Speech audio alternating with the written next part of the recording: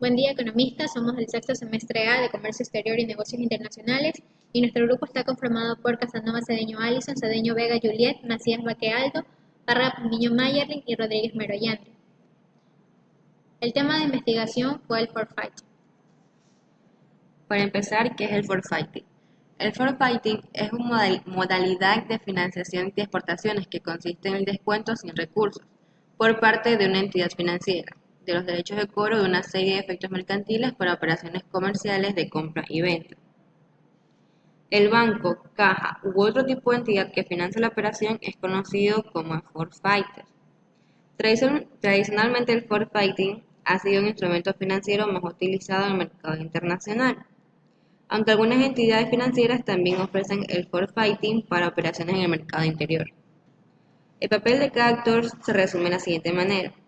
El exportador recibe la totalidad del importe de la venta a la empresa importadora y aplica un descuento tras medir los riesgos. A cambio de esos intereses, la entidad asume el riesgo de la operación. Plazos en el forfaiting.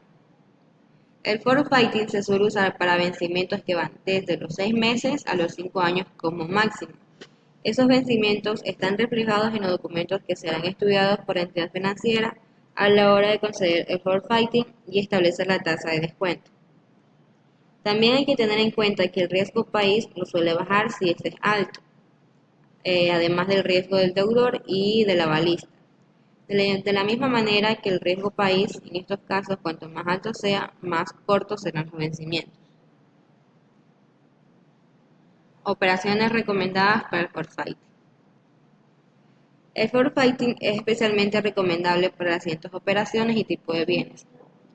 Operaciones cuando son a medio o a largo plazo, cuando son con países emergentes o en vías de desarrollo, documentadas por instrumentos transferibles que no cumplen los requisitos y cuando tienen la necesidad de financiar el 100% del importe de la operación.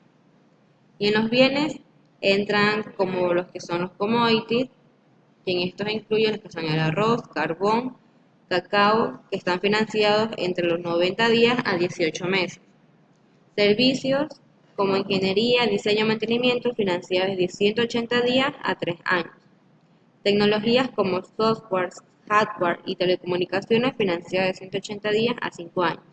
Y el capital fijo como la maquinaria, generadores, tractores que son financiados de 2 a 7 años. ¿Cómo es el recurso en el forfaiting? En el caso del forfaiting siempre es un recurso, es decir, el riesgo lo asume la entidad financiera. Dice que en una operación de forfaiting interviene tanto el exportador como también la entidad financiera, que es a la que se le conoce como forfaiter, un avalista del deudor y el denominado trustee que se encargaría de que cada una de las partes responda por sus obligaciones. El forfaiting sin recurso. La principal característica de este forfaiting es la asunción de lo que suceda con la deuda por parte de la entidad. Una vez que adquiridos los pagarés y letras, a cambio se pactan unos intereses que asume el exportador a modo de descuento sobre el nominal. Esta circunstancia la toma del riesgo por parte del banco, la caja o cooperativa de crédito con la que contraemos, y esto implicará la ausencia de recursos. Para ello, la entidad aplica un descuento, es decir, aplica unos intereses por los cuales el tenedor anterior de esos pagarés u otros documentos de deuda recibirá una cantidad menor a la fijada en esos instrumentos. Si los efectos quedasen impagados, el nuevo tenedor de esa deuda no tendrá el recurso de reclamar al exportador.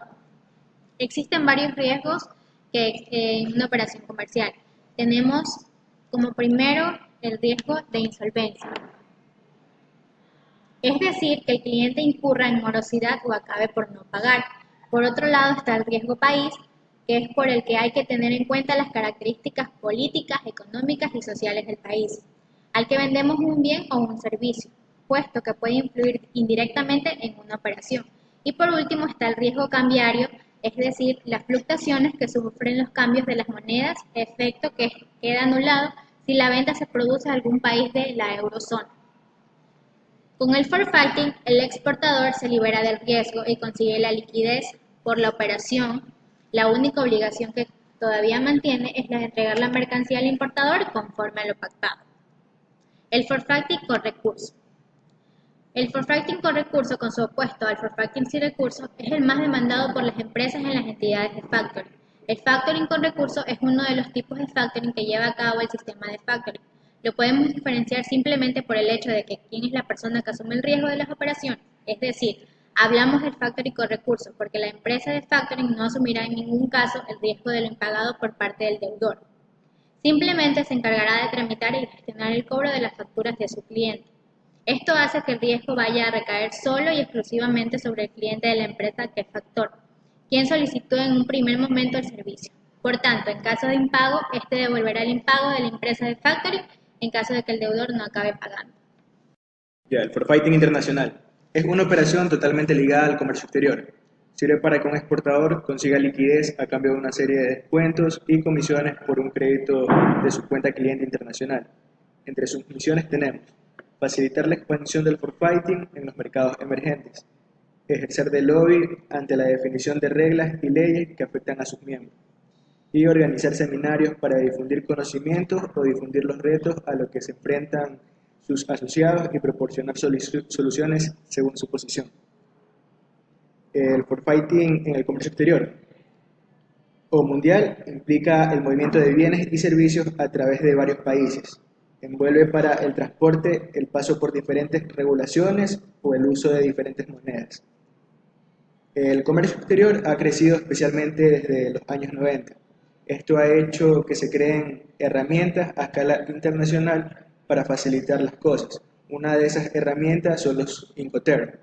Trata de una serie de 11 cláusulas expresadas en códigos de 3 letras que reflejan acuerdos entre la parte vendedora y compradora respecto a la forma de entrega de la mercancía, el reparto de gastos, la transferencia de riesgos y el modo de transporte.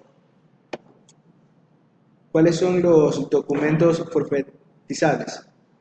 Damos el nombre de documentos forfetizables a aquellos instrumentos de pago o a plazos que son susceptibles de ser aceptados por una identidad financiera.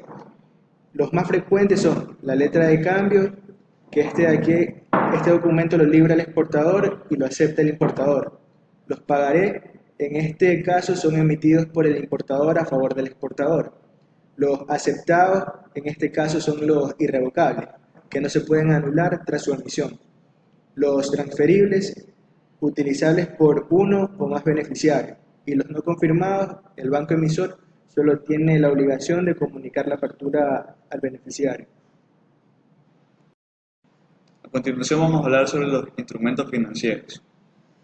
Como ya sabemos, en cualquier compra o venta siempre existen riesgos, como puede ser la morosidad o el impago por parte de los clientes.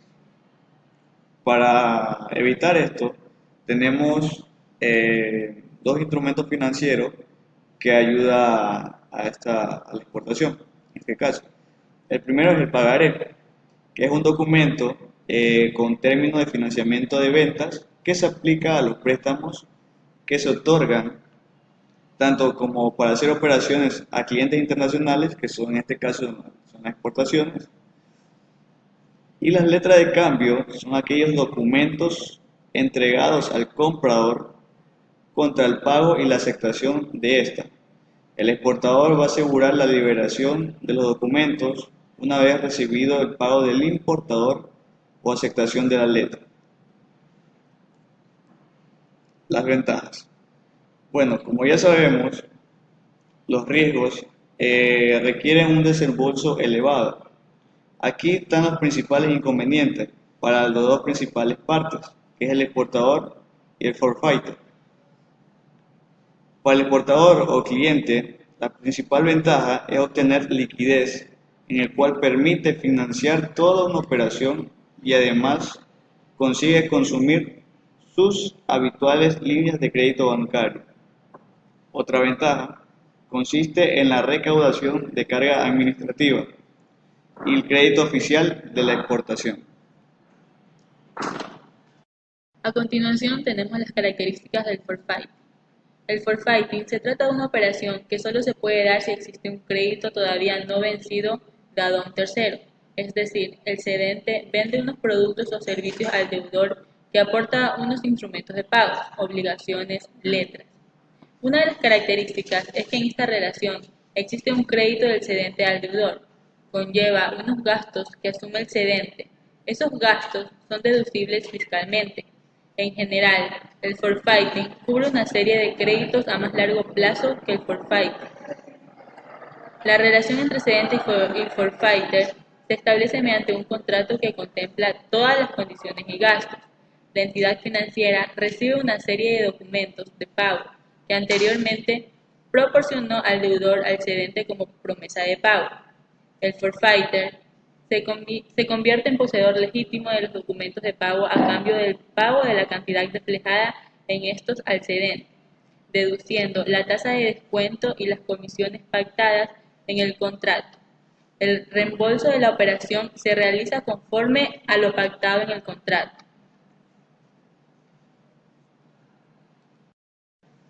El forfaiting conlleva una serie de garantías y costes. La entidad analiza primero el riesgo antes de convertirse en forfaiting.